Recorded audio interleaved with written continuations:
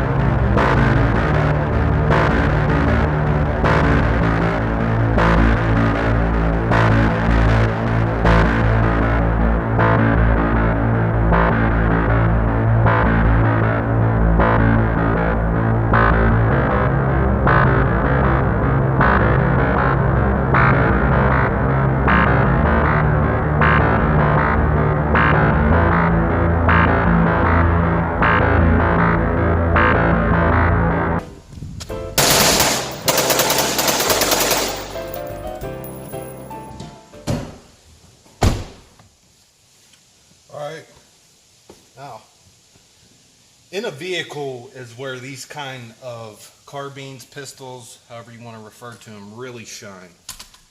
These weapons are clear. Biatches out there. I'm kidding. But yeah, these are where these weapons really shine, is inside of vehicle work. I could even, if I had to, for some reason, especially for my patrol officers out there, this is actually something you probably might have to do. I could take shots at the vehicle in front of me that I'm chasing through my windshield, no problem. Is it going to blow my eardrums out? Hell yeah. I even think most patrol guys should have a set of electronic hearing protection inside their vehicles, right beside where they have their long guns at. And this is very easy to maneuver. Get across steering wheels, get across, God forbid I have somebody here and I need to hold them back and switch shoulders. I could do all of that, and that's with the steering wheel in my way. So this is where these type of rifles really shine at, is inside and out of vehicle work. You know, along with, as you've seen in the previous footage, CQB work, urban environments, fighting street to street. This is where these kind of weapons really shine. Of course, as I said before, 5.56 SBR is not my cup of tea per se, what I would choose first, but it's still a good option. This is an excellent firearm.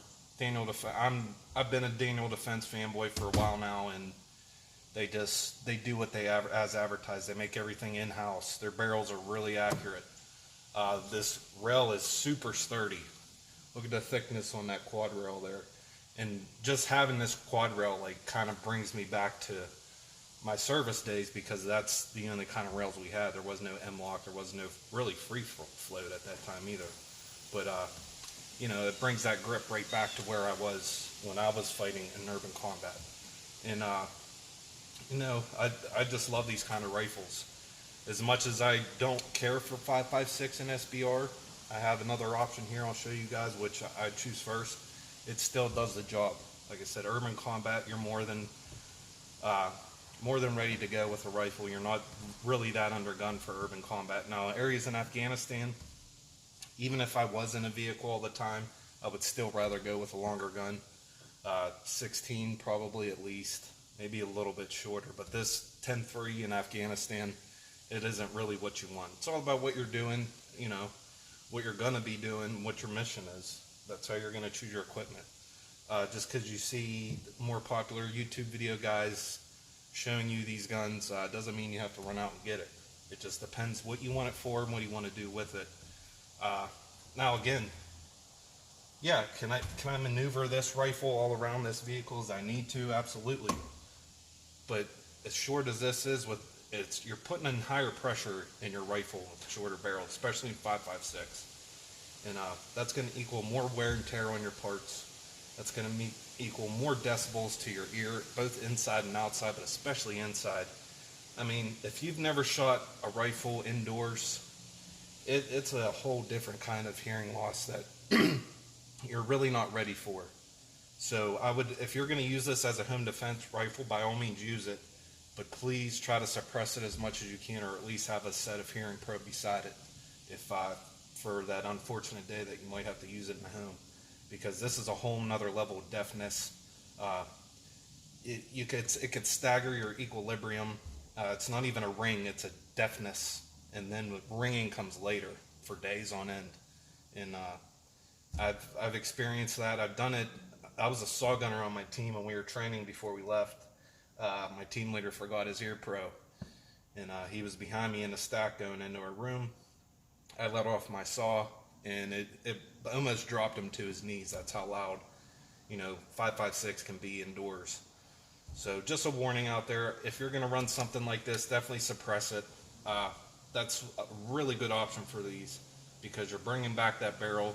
That way you can put that silencer on there and still be good to maneuver through doors. I don't have a problem maneuvering 16 inches CQB. This does make it a tiny bit more maneuverable, lighter. So, but it's all about what you want. This is definitely A1 fucking rifle, in my opinion. I just got the upper. I have the DD4 M7 is what the original rifle was. I just bought the upper from Daniel Defense so I could just swap it up on the lower, and I'm ready to go. I wanted this to be a no-nonsense rifle. At the moment, I'm running irons. I'll probably put the hollow sun that I have on this one. I'm really starting to like hollow suns. And I'll throw a small red dot on it and get rid of the irons, especially with the hollow sun with the solar panel. I'm not in a combat zone. I'm not going to be turning my light off, and that has shake awake, so you're even saving more battery power. If you lose battery power, you have a solar panel. That's 2 redundancies. I don't need a third one getting in the way. I'd rather have a more clear vision and not mess with flip down irons, nothing like that. You really don't need it as a civilian. And worse comes to worse, you still have this circle to act like a rear sight, and it'll get you pretty close enough to do what you need to do. What I really prefer is this rattler here. If you're going to go SBR, and this is 100% about as short as you can go, I like the 30 caliber rounds. Where 5.56, it depends a lot of its lethality on its velocity. So if I'm going to be getting slower velocities, I want a heavier slug to do work. That's inside, outside vehicles, through walls. 30 caliber just does an excellent job at stuff like that. And this one isn't a 300 blackout, it's a SIG rattler. This gives me plenty of room to put on a can if I need to. And still, I can even sit this on my lap while I drive. That's not advisable. That's just how small this package is. And it gives me rifle capabilities. The barrel is a 1 in 5 twist 5-inch barrel, but in all actuality, you take the chamber out of that, you're looking at 2.5, 3-inch barrel on a 300 blackout, and it shoots really great. You're not going to be getting half MOA, but you're going to be getting probably 1.5 minutes, 2 minutes of angle easy all day, especially at the ranges you plan on using this at. And that's plenty lethal enough to do what you need to do. This is the rifle I go to every day, home defense, if I'm traveling. And as you see, it's a pistol at the moment. And it has everything I need it to have. If I want to throw on a silencer, when I set it beside my bed at night, I could do that and not have to worry about hearing probe. And this is 100% maneuverable any way I want to go. This gun's also safe. It just has an empty mag in it, just to demonstrate how much room, even with the magazine, you will have with something like this. I can one-hand this thing. The recoil out of this is not bad at all, believe it or not. It's definitely going to kick with one hand, pretty much about like that. But still, considering what you have rifle capabilities instead of pistol capabilities, I'll give that up any day. And if I really need to, I can get it in the shoulder still while I drive one-handed. And this is very controllable. Same thing now, though not as loud as the 5.56 indoors, it's still not going to be nice letting this thing bark inside, and especially inside vehicles, inside rooms.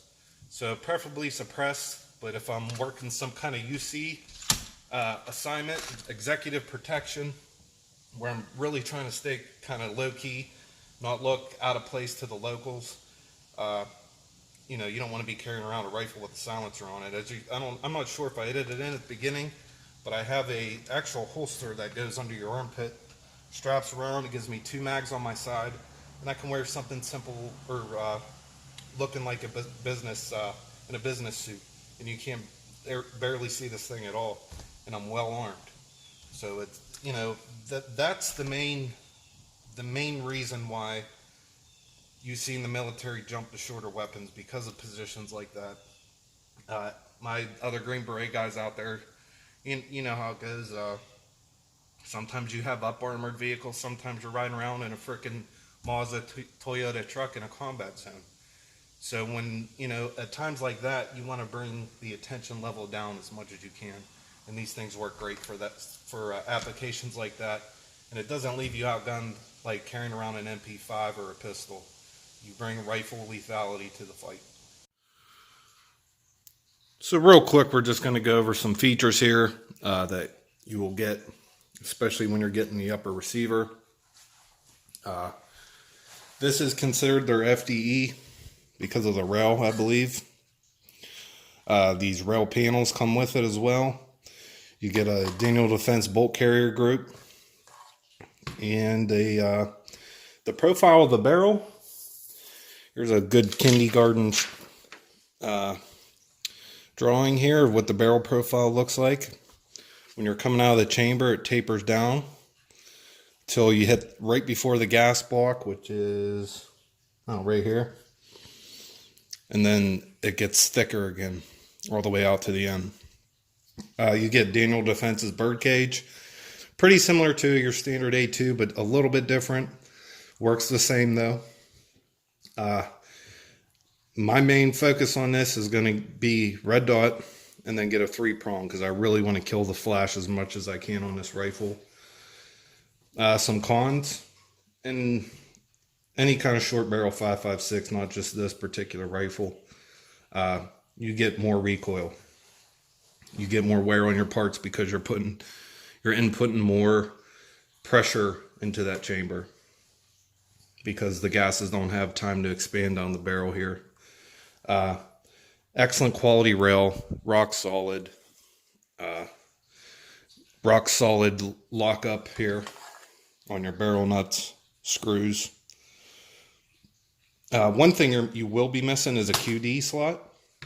So if you plan on running a sling, you might want to get the rails with the little QD slots on them. If you already have one on your buttstock on your lower, you're good there, but you'll need one for the front. But just set up really well for a Mark 18. And I really enjoy this rifle, though not my first pick. It's kind of my do-all rifle at the moment. And I just want to keep it as simple and as light as possible. But Daniel Defense, they do things right. That's why they've been so prolific in the Special Forces community, them and BCM. Geisley, all these guys are starting to work together to get the best thing for us troops overseas, and that's always a great thing. But a quick story for you about 5.56 and why I have such an affinity against shorter barrel 5.56. Let me get a pen here so I can draw up what I'm talking about. On my first tour to Iraq, our forward operating base kept getting pop shots in the guard towers. So a lot of FOBs usually have the corners set up with guard towers on each corner. Maybe another one in the central or towards the center. They're a little bit different, but about the same. So it was right next to an oil drilling, some kind of oil drilling apparatus, I don't know. And then down this way was an urban city. Think of it like a place like Solder City if you want to Google and get an image of what I'm talking about here. So these towers kept getting pop shot by a sniper. So my platoon had about enough of it, and we decided we're going to go out there 2 nights before and set up an OP, an observation post. So we had an idea by the sound and counting, because he's been doing it so often, guys that were sitting there could count from when they heard the crack by their head by the time they heard the gunshot. So we calculated that he was shooting somewhere in this area. which is probably about, I don't know, I'd say about 300 meters from where we're at. So on this, and it's a main road that runs down here. So we decided to take over a house located on this side of the road to be about the vicinity where we thought he was at. 2 days before, didn't let the family leave, bought plenty of food and water so nobody could go out and say that we were in there. Well, on our first night there, I'm up on the roof using binoculars, and I had my saw on me. Now, my saw was in a short barrel configuration. If you don't know, the M249 saw has 2 barrels. One's, I forget the length of it, 18-inch, 20-inch barrel, like a pencil barrel, kind of thicker towards the chamber, and then it pencils down and then gets a little bit thick towards the end of the barrel. That's your main 249 barrel. And then they also have a CQB barrel, which is right at the edge of the receiver, pretty much. It's a small barrel.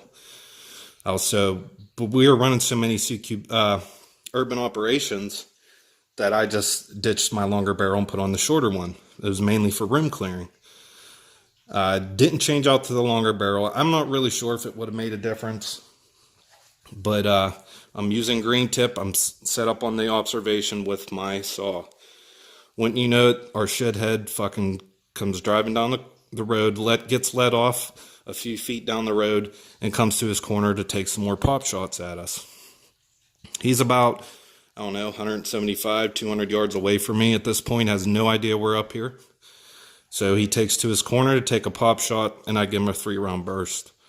Now the 3-round burst, this is kind of the silhouette I'm looking at, just a quick stick figure set up here.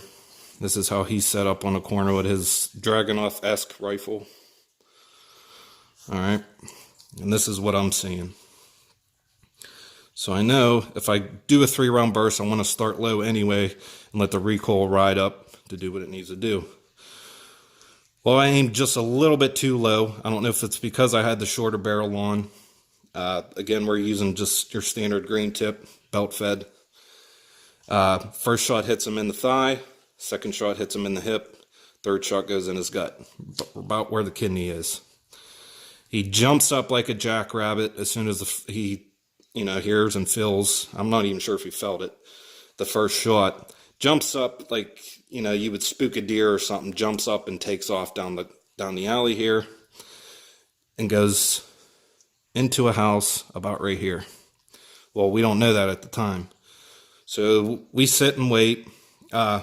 And if anything, if he really didn't care about his life and just wanted to kill Americans, right at that moment, luckily he had, a semi-automatic long gun. If he had something like an AK or, their versions of the Russian version of the belt fed, he could have possibly did some damage to us, or at least to the house or occupants in the house.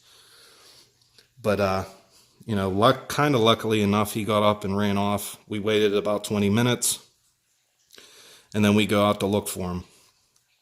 So just like deer hunting, he was leaving blood trails. So I know I hit him good somewhere. Not enough to end the fight right there, but enough that we could follow his blood trail to where he was at. So we follow it into the house. There he is on the floor in this house, and he's done for. He's bled out. So that's kind of why I'm not a big fan of short barrels, 5.56. That could have been to a few reasons. Obviously, my shot placement wasn't perfect. The shorter barrel, the lower velocity, the green tip not fragmenting and exploding like lighter 55 grains or other bullet designs do. Not just 55, the big dogs do that too. The Black Hills ammo will do the same. They'll fragment as well. But yeah, he had through and through rounds. So it wasn't enough to stop the fight there, right there. That being the first time I was in that position, I was new, wasn't really sure what to do at that time. It's kind of a weird experience. So, after he jumped off and ran off, I probably could have kept going, but I stopped for some reason. I'm not really sure why I did it. I think it's just the surprise of it all. And, yeah, that was the first time I've had to use my rifle in combat. But that's why I feel the way I do about 5.56. Now 30 cal, you know, subsonic, supersonic, you're still usually pretty good to go and whatever just about what you want to do. But if you have any questions about this particular upper, SBRs, my opinion on something, whatever you want to talk about, man, just leave a comment. I usually get back to you guys pretty quick. Thanks for watching, and take care.